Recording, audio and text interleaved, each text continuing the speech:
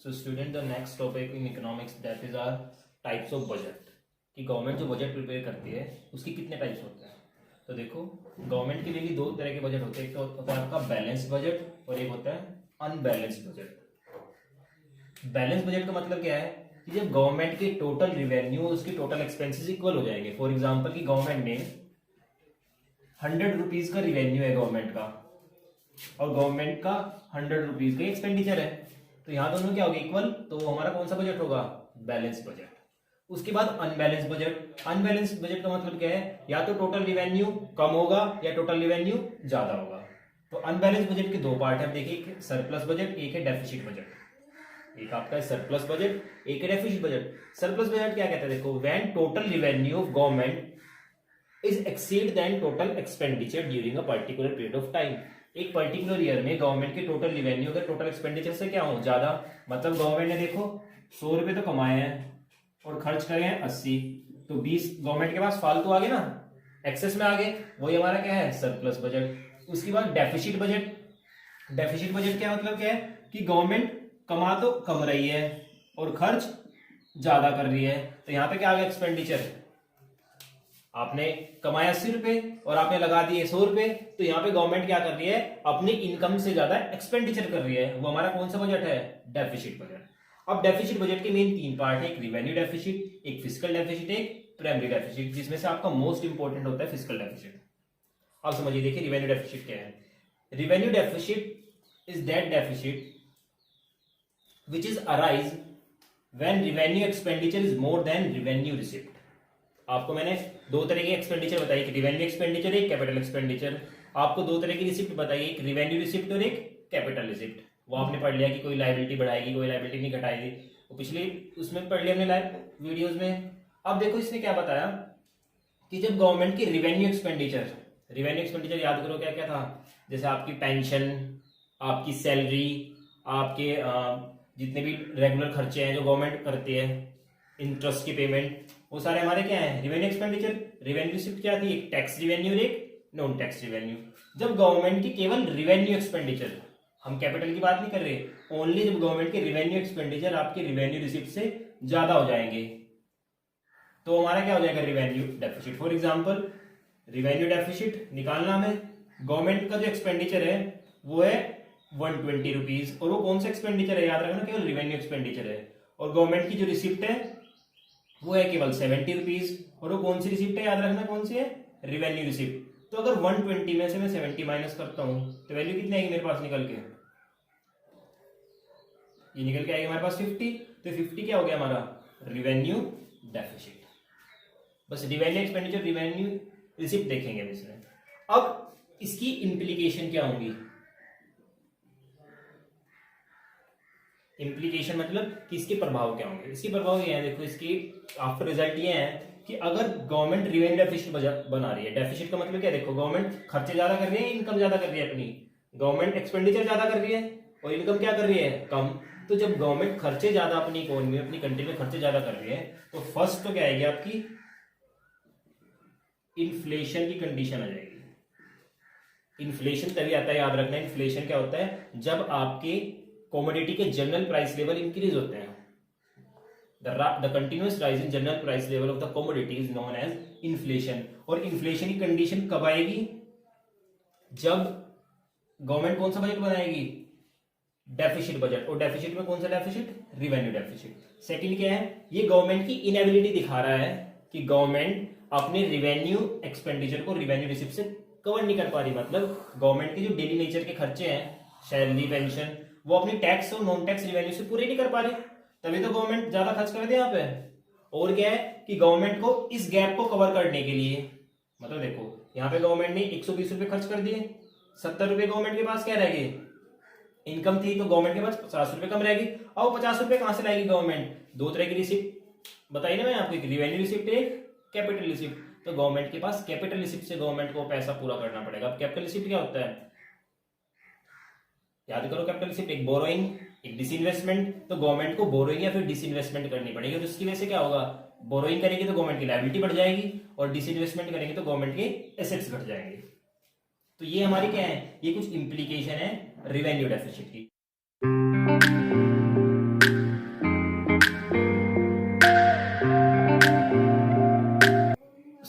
Deficit is fiscal deficit. अब देखिए fiscal deficit क्या होता है। आपको मैंने दो तरह के एक्सपेंडिचर बताए याद है, एक रिवेन्यू एक्सपेंडिचर, एक कैपिटल एक्सपेंडिचर, है ना। जब आपके total expenditure is more than total receipt, when the expenditure is more than total receipt excluding borrowing, जब हम गवर्नमेंट के सारे एक्सपेंडिचर को जोड़ देंगे और उसमें से क्या घटाएंगे, सारी की सारी रिसिप्ट। अब वो रिसिप्ट रिवेन्यू रिसिप्ट भी हो सकती है और कैपिटल रिसिप्ट भी, लेकिन कैपिटल रिसिप्ट में से क्या छोड़ देना हमें, एक्सक्लूडिंग बोरोइंग। अगर गवर्नमेंट की कोई बोरोइंग है उसे हमें नहीं देना। फॉर्मूला समझ लीजिए देखिए दोबारा। टोटल एक्सपेंडिचर है हमारा, टोटल एक्सपेंडिचर मैंने दो तरह के बताया आपको, एक रिवेन्यू एक्सपेंडिचर, एक कैपिटल एक्सपेंडिचर। दोनों के यहां रख दिया मैंने, revenue expenditure, capital expenditure. Revenue expenditure क्या था, अभी पीछे भी डिस्कस किया कि आपका सैलरी, इंटरेस्ट की पेमेंट, पेंशन, स्कॉलरशिप, ये सारे रिवेन्यू एक्सपेंडिचर है, क्योंकि ना तो इनकी वजह से हमारे कोई एसेट्स बढ़ते ना ही कोई लायबिलिटी घटती। कैपिटल एक्सपेंडिचर क्या थे आपके, फॉर एग्जांपल आपने लोन दिया किसी को, आपने बिल्डिंग बनाई, आपने कोई एसेट्स क्रिएट करे, आपने कोई फ्लाईओवर बनाया, है ना, तो वो हमारे कौन से एक्सपेंडिचर है, कैपिटल एक्सपेंडिचर। और कैपिटल एक्सपेंडिचर क्या था, या तो वो हमारे एसेट्स को बढ़ाए या हमारी लायबिलिटी को घटाए, है ना, वो हमारा कैपिटल एक्सपेंडिचर था। उसके बाद देखिए उसमें से क्या माइनस करनी है, टोटल रिसिप्ट। टोटल रिसिप्ट दो तरह की होती है, एक रिवेन्यू रिसिप्ट और एक कैपिटल रिसिप्ट। रिवेन्यू रिसिप्ट क्या थी, which neither create liability nor reduce assets, ना तो आपकी लायबिलिटी बढ़ाए ना ही आपके एसेट्स को घटाए, तो रिवेन्यू रिसिप्ट। उसके बाद क्या हमारा कैपिटल रिसिप्ट, कि वो या तो आपकी लायबिलिटी बढ़ा दे आपके एसेट्स घटा दे। तो आप रिवेन्यू एक्सपेंडिचर कैपिटल एक्सपेंडिचर को प्लस करके उसमें से रिवेन्यू रिसिप्ट और कैपिटल रिसिप्ट माइनस करोगे, लेकिन कैपिटल रिसिप्ट में से क्या छोड़ देना, केवल बोरोइंग छोड़ देनी है आपको। तो इसका मतलब क्या है कि फिस्कल डेफिसिट का दूसरा नाम क्या है, बोरोइंग। फिस्कल डेफिसिट का दूसरा नाम क्या है, बोरोइंग, कि गवर्नमेंट की बोरोइंग रिक्वायरमेंट को शो करता है क्या हमारा, फिस्कल डेफिसिट। और ध्यान रखना फिस्कल डेफिसिट किसी भी बजट में ज्यादा होना, एक परमिसिबल लिमिट से ज्यादा होना, वो नुकसान ही नुकसान है।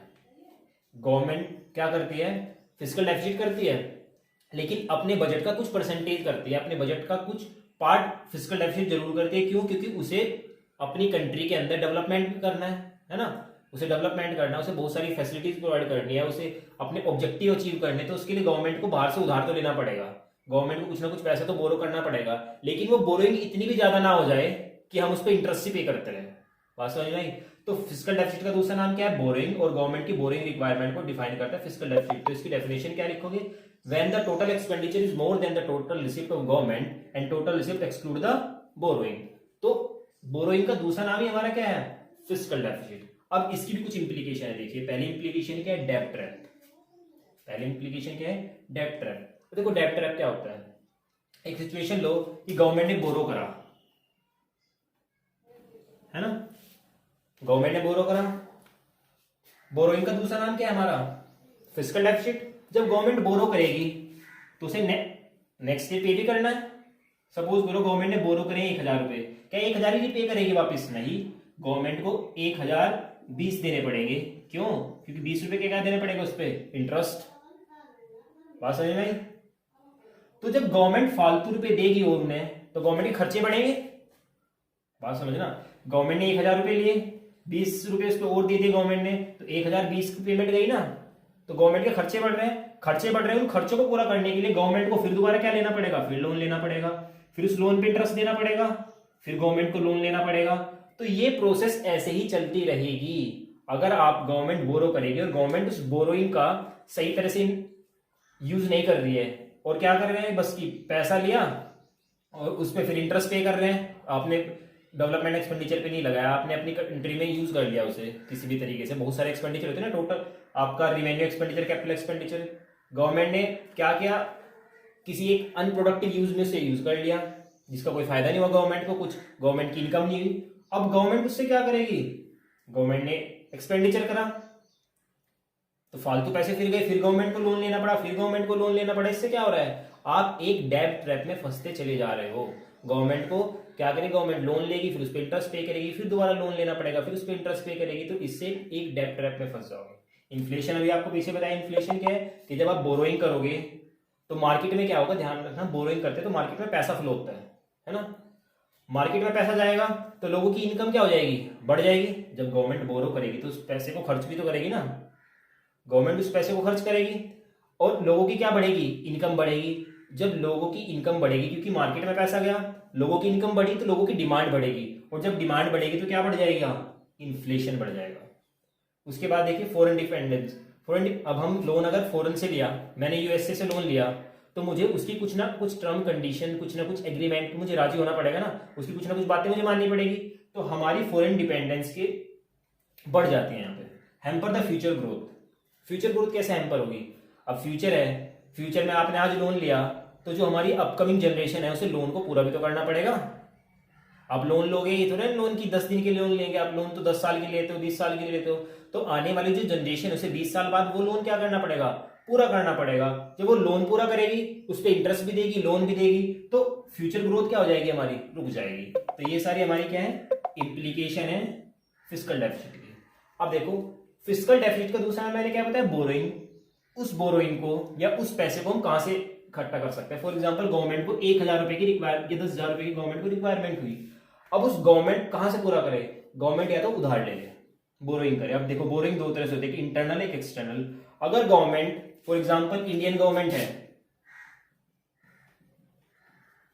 उसे 10,000 की रिक्वायरमेंट हुई, तो गवर्नमेंट क्या करेगी उस पैसे को, या तो इंटरनल ले ले या फिर एक्सटर्नल ले ले। इंटरनल मतलब क्या है, जो हमारी कंट्री में कमर्शियल बैंक है, फॉर एग्जांपल आपका एसबीआई, आपका पंजाब नेशनल बैंक, आपका एचडीएफसी, या तो उनसे लोन ले ले, या फिर पब्लिक को सिक्योरिटी इशू कर दे, पब्लिक से पैसा ले ले। तो वो होता है हमारा internal source of fiscal deficit, internal source of financing for fiscal deficit. External source क्या है, आप बाहर की फॉरेन गवर्नमेंट, आप आईएमएफ, आप वर्ल्ड बैंक, बहुत सारे इंस्टीट्यूशन बने हैं, आप उनसे लोन ले लो। तो दो तरीके से हम लोन ले सकते हैं, या तो इंटरनली या फिर एक्सटर्नली। उसके बाद फिर 10,000 रुपए चाहिए, दूसरा तरीका एक और है, नए नोट छाप दो। हमारे पास नोट छापने की मशीन भी तो है, आप नए नोट छाप दो, तो उसे बोलते हैं डेफिसिट फाइनेंसिंग। ध्यान रखने एक टर्म आ जाती है, ऐसे लिखिए, what is deficit financing, the printing of new currency note against the security of government. नई करेंसी नोट का छापना ही क्या होता है, डेफिसिट फाइनेंसिंग। बात समझ में, जब नए नोट छपते हैं वो हमारा क्या होता है, deficit financing. The printing of new currency note is known as deficit financing. अब इसमें से गवर्नमेंट को करना कौन सा चाहिए, मतलब गवर्नमेंट कर तो कोई भी सकती है, इंटरनली पैसा ले ले, एक्सटर्नली पैसा ले ले, नए नोट छाप ले, लेकिन गवर्नमेंट क्या करे, इंटरनली अगर लोन ले तो ज्यादा सही होता है। फॉर एग्जांपल देख लीजिए कैसे, अगर इंटरनली गवर्नमेंट लोन लेगी कैसे, देखिए बात समझिए। ये हमारी कंट्री है इंडिया, ठीक। इंडिया के पास फिलहाल 1 लाख रुपए हैं, ठीक। अब बात समझना, ये इंडिया की पब्लिक है सारी।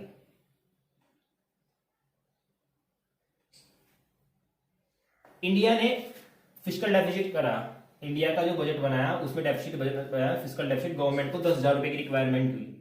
अब अगर ये इंडिया है फिलहाल, अगर उस 10,000 रुपए की गवर्नमेंट रिक्वायरमेंट बाहर से ले, मान लो सपोज करो यूएसए से लोन ले, तो 10,000 रुपए हमारी कंट्री में आ गए। बात समझ में आई। तो हमारी कंट्री में टोटल पैसा कितना हो गया, 1,10,000। लोगों की इनकम बढ़ गई, इनकम बढ़ेगी तो डिमांड बढ़ेगी, और डिमांड बढ़ेगी तो इन्फ्लेशन कंडीशन आएगी। दूसरा गवर्नमेंट कैसे ले सकती है, सपोज करो गवर्नमेंट पब्लिक से ले लिया, बैंक से ले ले, यूएसए से नहीं लिया मैंने, किससे ले ले, पब्लिक से ले लिया, बैंक से ले ले। अब देखो गवर्नमेंट के पास 1 लाख रुपए है, ये पब्लिक है, इस पब्लिक से गवर्नमेंट ने पैसा लिया, आएगा कहां वापिस, हमारी कंट्री में तो आएगा। फॉर एग्जांपल पब्लिक से गवर्नमेंट ने 10,000 रुपए लिए, कितने रुपए, 10,000 रुपए लिए पब्लिक से गवर्नमेंट ने। अब कंट्री के पास कितने पैसे बचे, 90,000, और वही 10,000 रुपए वापस गवर्नमेंट के पास चले गए। फिर यहां पे कितने पैसे होगी दोबारा, फिर 1 लाख। मतलब कि अगर हम अपनी बोरोइंग रिक्वायरमेंट को, अपनी फिस्कल डेफिसिट की रिक्वायरमेंट को इंटरनली पूरा करते हैं, पब्लिक से या फिर कमर्शियल बैंक से पूरा करते हैं, तो हमारी कंट्री में मनी सप्लाई पे कोई फर्क नहीं पड़ता, मनी सप्लाई पे कोई फर्क नहीं पड़ता। ध्यान रखना, अगर हम बाहर से पैसा ले रहे हैं या फिर नए नोट छपवा रहे हैं तो मार्केट में मनी सप्लाई बढ़ जाएगी, लेकिन अगर हम इंटरनली पैसा लेंगे, इंटरनली गवर्नमेंट बोरो करेगी, इंटरनली गवर्नमेंट फिस्कल डेफिसिट को पूरा करेगी, तो गवर्नमेंट मनी सप्लाई को नहीं बढ़ाती, और मनी सप्लाई नहीं बढ़ेगी तो आपका इन्फ्लेशन कंट्रोल में रहेगा। बात समझ में आई। तो ये आपका फिस्कल डेफिसिट का कंसेप्ट है। सो स्टूडेंट देखिए, जो आपका लास्ट टॉपिक आपका रहेगा इस चैप्टर का, वो है आपका प्राइमरी डेफिसिट। ठीक है, प्राइमरी डेफिसिट क्या होता है देखिए, primary deficit is equal to fiscal deficit of current year minus interest payment of previous year. Fiscal deficit का अभी तो अब बताया, फिस्कल डेफिसिट क्या होता है आपका, बोरोइंग, गवर्नमेंट ने कितना उधार लिया। अगर हम फिस्कल डेफिसिट जो करंट ईयर का है, मतलब जो करंट ईयर की बोरोइंग है, और उसमें से माइनस क्या कर दें, पिछले साल की इंटरेस्ट पेमेंट, पिछले साल भी लोन लिया होगा, उसमें से आप क्या माइनस कर दो, इंटरेस्ट कर दो माइनस, तो आपको क्या बनेगा, प्राइमरी डेफिसिट। फॉर एग्जांपल आपने 2000 का इस ईयर लोन लिया, करंट ईयर बोरोइंग, और लास्ट ईयर की जो इंटरेस्ट पेमेंट थी वो थी 100 रुपए, तो आपके पास बचेगा कितना, 1900, दैट इज प्राइमरी डेफिसिट। दूसरा देखिए जीरो प्राइमरी डेफिसिट। क्या जीरो प्राइमरी डेफिसिट की कंडीशन हो सकती है? हाँ बिल्कुल हो सकती है, क्यों नहीं हो सकती। सपोज करो कि फिस्कल डेफिसिट भी 100 था, इंटरेस्ट पेमेंट भी 100 थी, तो प्राइमरी डेफिसिट कितना हो जाएगा, 0। इसका मतलब क्या है कि करंट ईयर का लोन केवल हमने उतना ही लिया है जितना प्रीवियस ईयर की इंटरेस्ट की पेमेंट थी। मतलब आपने जो लोन लिया वो केवल इसलिए लिया ताकि आप इंटरेस्ट पेमेंट कर सको। तो आप जब फिस्कल डेफिसिट करंट ईयर का और जो इंटरेस्ट पेमेंट प्रीवियस ईयर की अगर इक्वल हो तो जीरो प्राइमरी डेफिसिट होगा, और यहां पे आपका चैप्टर ओवर होता है। Thank you students.